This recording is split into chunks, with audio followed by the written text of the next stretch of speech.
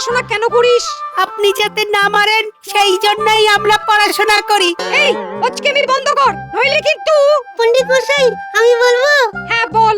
আমরা পড়াশোনা করি যাতে আমরা ভবিষ্যতে নিজের পায়ে নিজে দাঁড়াতে পারি, সেই জন্যে। তা তোরা সবাই পড়াশোনা করে কি হতে চাস? আমি তো উঠতে চাই, শুধু ডানা দরকার। ডানা পেলে টানা উড়ে যাব। ও, আমি তো ঘুড়ি ওড়াতে চাই। আর 1 মাস পরেই তো বিশ্বকর্মা ঠাকুরের পুজো। ঘুড়ি উড়িয়ে কি আর সংসার চলবে? তাহলে পণ্ডিত মশাই, আমরা চাষাবাদ করব। এই তো কি সুন্দর বুঝে গেছিস। আমাদের বইয়ের পড়াশোনা করাটা যেমন দরকার, তেমনি দরকার হলো অন্যান্য বিষয়ে চর্চা। পণ্ডিত মশাই আমাদের ঘুড়ি বানানো শেখাবেন। কেন শেখাবো না? নিশ্চয়ই শেখাবো। কালকে তোরা রঙিন কাগজ, সুতো, গদের আটা সঙ্গে করে নিয়ে আসিস।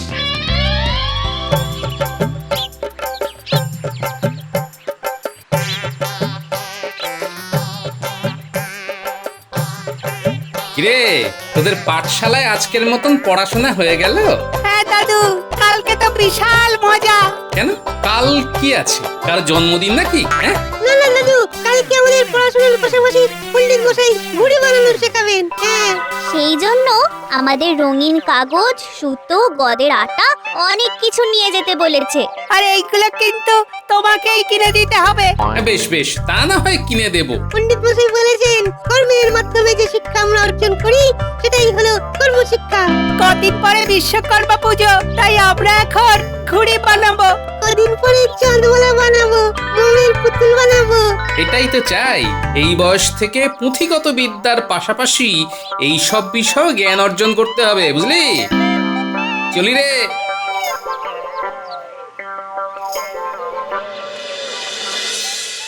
এবার আমার কি হবে? আমার কত বড় সর্বনাশ হয়ে গেল গো! কোদাল থেকে বাঁট আলাদা হয়ে গেল গো! আরে আরে, এ তো পুঁটির বাবা। ওরকম রাস্তার ধারে হাহুতাশ করছে কেন? কি হে পুঁটির বাবা, কি হয়েছে? হ্যাঁ, বড় সর্বনাশ হয়ে গেছে গো গোপাল দাদা। এই দেখো না, কোদাল থেকে বাঁট আলাদা হয়ে গেছে। এ তো সামান্য ব্যাপার, এই জন্য তুমি কান্নাকাটি শুরু করেছো? এখন কি করব গোপাল দাদা? আবার আমাকে কামারশালায় যেতে হবে, আবার খরচ। আরে ঠিক আছে, এখন রাজসভায় যাওয়ার তাড়া আছে, পরে কথা বলছি।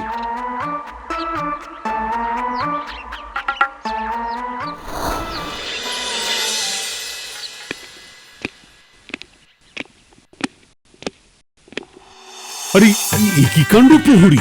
বাবা বিশ্বকর্মার পুজো, কিন্তু এখনো মূর্তি বানানো শুরু হলো না।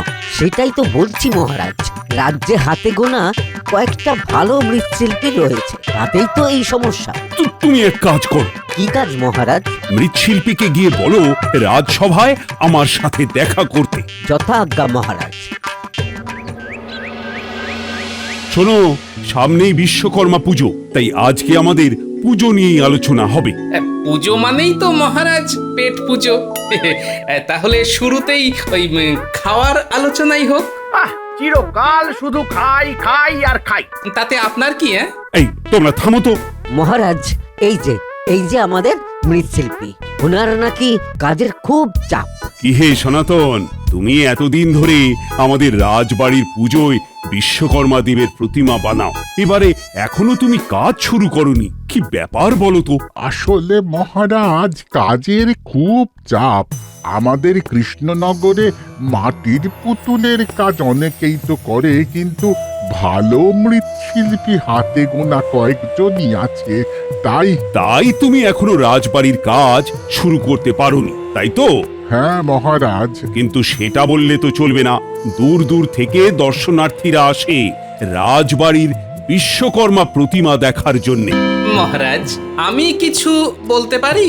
হ্যাঁ বলো গোপাল। আমি একটু আগেই রাস্তায় দেখলাম পুটির বাবা একটা সামান্য সমস্যা নিয়ে হয়রান হয়ে আছে। কি সমস্যা গোপাল? পুটির বাবার কোদাল থেকে কাঠের বাঁট আলাদা হয়ে গেছে, তাই কান্নাকাটি শুরু করে দিয়েছে। নিজের কাজ ছাড়া অন্য কোনো কাজ জানে না বলে। তুমি কি বলতে চাইছো, একটু খুলে বলো। হ্যাঁ, আমি বলতে চাইছি মহারাজ, আমাদের রাজ্যের পাঠশালায় যেমন বাচ্চারা পড়াশুনো করে, তেমনি যদি বড়দের জন্য একটা ওই কর্মশিক্ষার পাঠশালা চালু করা যায় তাহলে বেশ হয় মহারাজ। সেটা কিরকম? মানে সাধারণ রাজ্যবাসীদের ওই বিভিন্ন রকম হাতের কাজ শেখালে আর কোনো সমস্যাই থাকবে না মহারাজ। এই ধরুন, আজকে যদি পর্যাপ্ত মৃৎশিল্পী থাকতো তাহলে তো আর রাজবাড়ির বিশ্বকর্মা প্রতিমা তৈরি নিয়ে কোনো চিন্তাই করতে হতো না। আমি তো কথা দিচ্ছি, আমি পুজোর 3 দিন আগেই ঠাকুরের প্রতিমা প্রস্তুত করে দেব। সে তো তুমি এখন চাপে পড়ে বলছো, কিন্তু পরের বছর, তারপরের বছর। একদম মহারাজ, আমি এটাই বলতে চাইছি, আমাদের রাজ্যে প্রজাদের জন্য একটা প্রশিক্ষণ কেন্দ্র তৈরি হোক। তারা বিভিন্ন রকম কাজ সেখানে শিখবে, লৌহকর্ম, মৃৎশিল্প, স্বর্ণশিল্প, কারিগরি বিদ্যা, মিষ্টান্ন প্রস্তুত ইত্যাদি ইত্যাদি। খুব ভালো প্রস্তাব গোপাল। এটা হলে আমরা অন্য রাজ্যে রপ্তানি করতে পারবো, আর রাজ্যের কোষাগারও ভরবে। কিন্তু মহারাজ, প্রজারা নিজেদের কাজ ছেড়ে এসব করলে যে নিজেদের কাজে বিঘ্ন ঘটবে। কিচ্ছু বিঘ্ন ঘটবে না মহারাজ। কথায় আছে, যে রাধে সে চুলও বাঁধে। বেশ, আমি আগামীকাল বিকেল থেকেই এই প্রশিক্ষণের ব্যবস্থা করছি। বিশ্বকর্মা দেব শিল্পের দেবতা। আমাদের রাজ্য শিল্পে উন্নতি করলে দেবতা প্রসন্ন হবে। এটাই হবে এবছরের চমক। গোপাল, তুমি আমার সাথে সন্ধেবেলা দেখা করবে। আচ্ছা মহারাজ।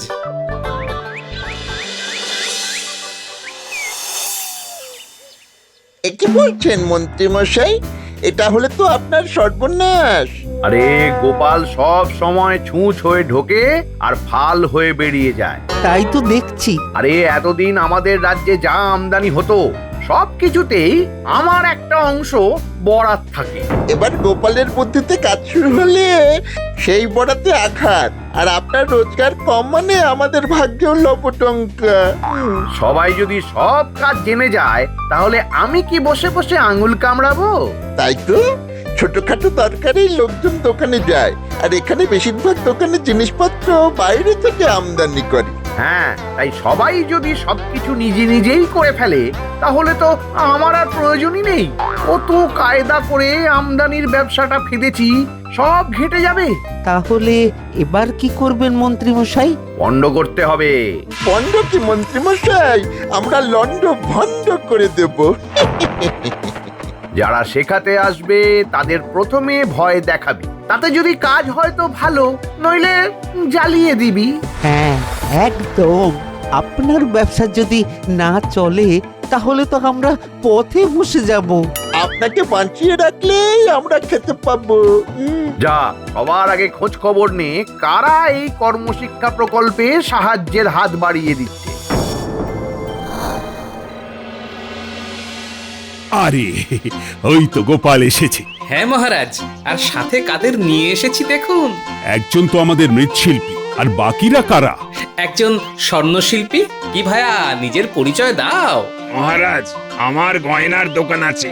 আমি সোনা আর রূপোর গয়না নিজের হাতে বানাই। এই গোপাল দাদা বললেন কাদের যেন কাজ শেখাতে হবে। হ্যাঁ, হবে হবে। আগে মহারাজ, আমার নাম বিশু।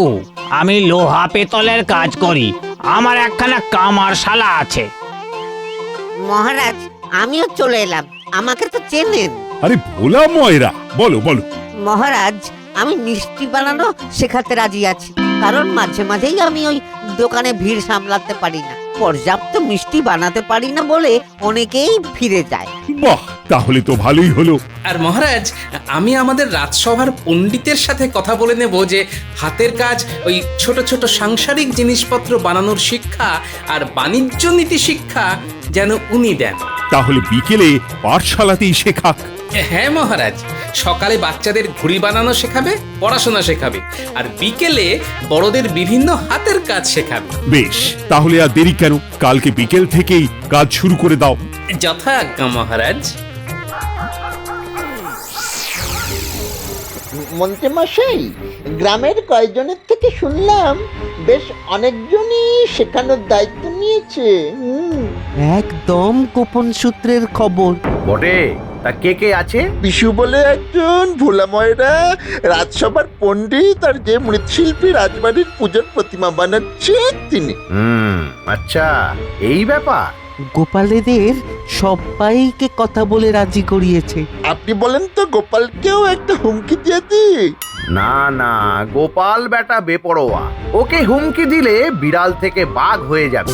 ওকে আমি পরে দেখে নেব। আচ্ছা মন্ত্রী মশাই, কালকে থেকে কাজ শুরু হবে। তাহলে আজকে রাতেই এদের ওপর হুমকি হুজ্জুতি শুরু করে দিচ্ছি।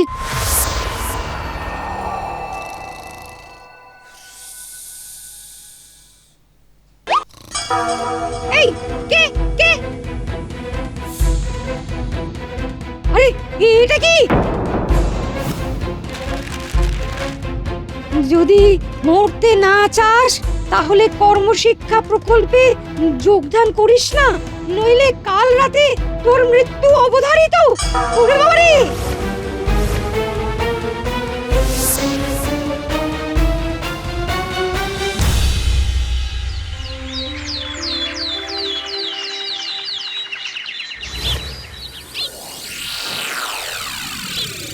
শোনো শোনো, এই সামান্য ব্যাপারে অত ভয় পাওয়ার কিছু নেই।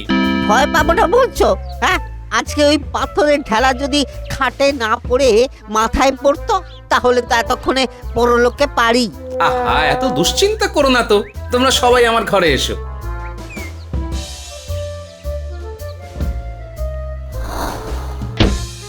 দেখো, সাধারণ গ্রামবাসীরা শিক্ষিত হলে নিজের কাজ নিজেরা করলে কার ক্ষতি হতে পারে সেটা আগে তোমরা বলো। সবাই যদি নিজের মতন খেটে খায়, কাজ শিখে যায়, তাহলে তো আর বাইরের রাজ্য থেকে জিনিস আমদানি হবে না।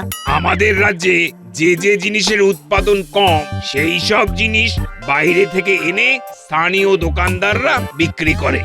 তাহলে লাভ বাইরের রাজ্যের অথবা এই আমদানির সাথে প্রত্যক্ষ বা পরোক্ষভাবে যারা জড়িয়ে আছে তাদের।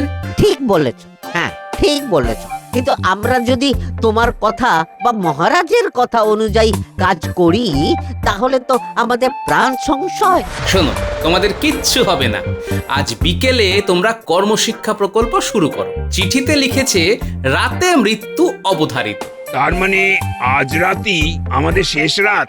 না, তোমাদের না, চক্রান্তকারীদের। বেটাদের খেলা শুরু করার আগেই খেলা ভেঙে দেওয়া হবে, অঙ্কুরেই বিনাশ হবে। কিন্তু কিভাবে? শোনো তাহলে। তোমার পরিকল্পনা অনুযায়ী যদি কাজ হয় তাহলে তো আর কোনো চিন্তাই নেই। ভালো কাজ করতে গেলে অনেক কালো হাত সেটা পণ্ড করার চেষ্টা করবে, কিন্তু তাতে ভয় না পেয়ে ভয়কে জয় করতে হবে, বুঝলে? তাহলে আমি এখন পাঠশালায় যাই, আজ আবার বাচ্চাদের ঘুড়ি বানানো শেখাবো। হ্যাঁ, যাও। আসতে পারি মহারাজ? এই কে তুমি? বলানি কওয়ানি হুট করে ঢুকে গেলে। আমি গোপাল মহারাজ। এ কি তুমি এভাবে সেজে এসেছো কেন? একটা গোপন আলোচনা করতে। কি আলোচনা? সর্বনাশ! যেরকম ভাবে বললাম সেরকম ব্যবস্থা নেই, তাহলেই হবে। আচ্ছা। আর ব্যাপারটা গোপনেই রাখতে হবে কিন্তু মহারাজ। নিশ্চয়ই নিশ্চয়ই। আমি তাহলে এখন আসি। আচ্ছা, ঘুড়ি বানানো শিখতে শিখতে বল দেখি কে কটা ঘুড়ির নাম জানিস? আমি বলবো। হ্যাঁ বল। পেটকাটি, চাঁদিয়াল, মাছরাঙা, বগদা, মোমবাতি। বাহ, তাহলে তো ঘুড়ির ব্যাপারে তোর জ্ঞান টনটনে। সেটা হবেই পণ্ডিত মশাই। পাঠশালার পড়াশোনা হয়ে গেলে আমরা তো সারাদিনই ঘুড়ির মতো নুড়ি। আর বেশি উঠতে হবে না, আজকে সবাইকে একটা একটা করে ঘুড়ি বানিয়ে দেখাতে হবে। কালকে সুতোয় মাঞ্জা দেওয়া শেখাবো।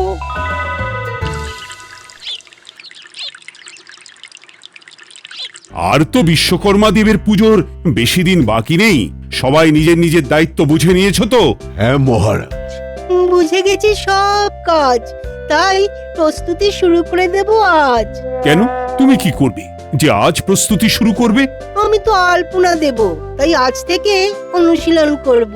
বেশ, আর আমাদের রাজ্যের কর্মশিক্ষা প্রকল্প আজকে বিকেল থেকে শুরু হচ্ছে। ঈশ্বর বিশ্বকর্মাদেব এতে বেশ খুশি হবেন। এবারে আমরা একটু অন্যভাবেই আরাধনা করছি। ঠিক বলেছ। ধর্মশিক্ষার পাশাপাশি কর্মশিক্ষাও সমান গতিতে এগিয়ে চলবে। একদিন আমাদের রাজ্য দেশের সেরা রাজ্য হবে। সেটাই একমাত্র লক্ষ্য হওয়া উচিত। আজকেই শুরু, আজকেই শেষ। কি মন্ত্রী, কি বলো? তাই তো, বটেই বটেই।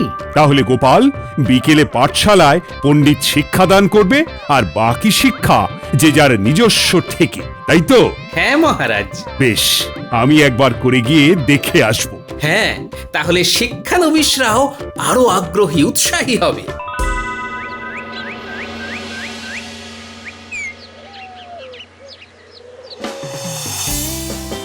শোনো, আজকে আমরা ব্যবসার হিসেব শিখব। কোন দ্রব্যের ক্রয় মূল্য যদি 150 মোহর হয় আর দোকানদার যদি 20% লাভ করতে যায়, তাহলে দোকানদারকে কত টাকায় সেটা বিক্রয় করতে হবে? এটা কিভাবে হিসেব করব? দেখো, শতাংশ মানে 100 ভাগের 1 ভাগ, 20% মানে 100 ভাগের 20 ভাগ। তাহলে 100 মোহরে কেনা জিনিস যদি 120 মোহরে বিক্রি করি, তাহলে 20% লাভ। তাহলে 50 মোহরে কেনা জিনিস যদি 60 মোহরে বিক্রি করি, তাহলে 20% লাভ, তাই তো? তাহলে 120 যোগ 60 মোট হলে গিয়ে 180। তার মানে 150 মোহরে কেনা জিনিস 180 মোহরে বেচে তাহলে 20% লাভ। এই তো, কি সুন্দর শিখে গেছো। বাহ পণ্ডিত, বাহ! আমার আর চিন্তা নেই, চালিয়ে যাও। দেখো, কাঠামোতে সবার আগে খড় লাগাতে হয়, এরপরে এর ওপরে মাটি লেপতে হবে। কি মাটি ব্যবহার করতে হবে? এঁটেল মাটি আর বেলে মাটির মিশ্রণ। শুধু এঁটেল মাটিতে হবে না, শুনেছি এঁটেল মাটি খুব শক্ত হয়। শুধু এঁটেল মাটি হলে মূর্তিতে ফাটল ধরতে পারে, তাই মিশ্রণ হলে এই ভয়টা থাকে না। ব্যাস, তাহলে তো আর কোনো চিন্তাই নেই। এই রকম প্রশিক্ষণ চললে তো আমাদের রাজ্যের অর্থনীতিটাই বদলে যাবে। বাহ! হ্যাঁ রানী, গোপালের বুদ্ধি আছে বটে।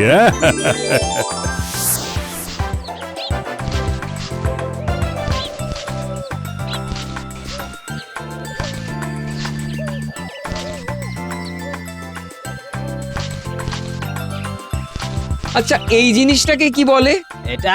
এটাকে হাঁপড় বলে। হাঁপড় দিয়ে এই যে হাওয়া করছি, এতে আঁচের উত্তাপ বাড়ছে আর কঠিন লোহা নরম হচ্ছে।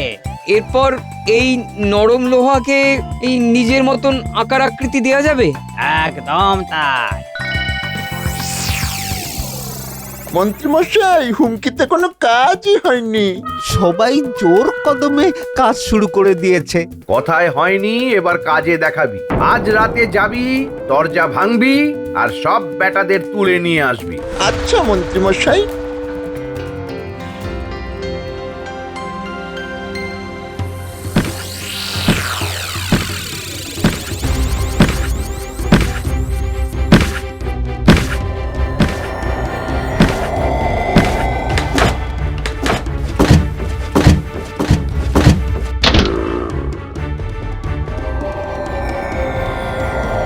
এই যে পণ্ডিত মশাই, চলুন, অনেক শিক্ষাদান হয়েছে, এবার চলুন। কোনো পণ্ডিত নেই, এখানে আছি আমরা।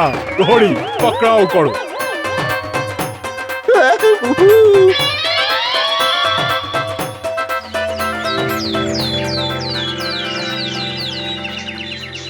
ছি ছি বটা ঘটা, শেষে তোরা! বিশ্বাস করুন হুজুর, আমরা সব মন্ত্রীমশাইয়ের কথাই করেছি। কর্মশিক্ষা চললে ওনার অসুবিধা হতো, আমদানি ব্যবসা খারাপ হতো। এক্ষুনি মন্ত্রীকে ধরে আনো আর কারাগারে নিয়ে গিয়ে আচ্ছা সে ধুলাই দাও। যথাজ্ঞা মহারাজ। ভুল হয়ে গেছে, আর হবে না এরকম। মহারাজ, আমি বলি কি, আপনি কেন ছুঁচো মেরে হাত গন্ধ করবেন? বরং বলুন ওদের 3 জনকে মারপিট করতে। যে জিতবে তাকে ছুটি দেওয়া হবে। হ্যাঁ, শুরু করো। তুই এত বড় সাহস যে তুই আমাকে বেশ করেছি আপনার কথা শুনে আজ কারাগারে মার ঘটা মন্ত্রীকে মার উরি বাবা, উরি মা, ও মা, মরে গেলাম। তোরা এখানেই মারপিট করুক, আমরা যাই, চলুন। হ্যাঁ, আর কদিন পরই পুজো, সেদিন সবাই থাকবে, শুধু এরা থাকবে না।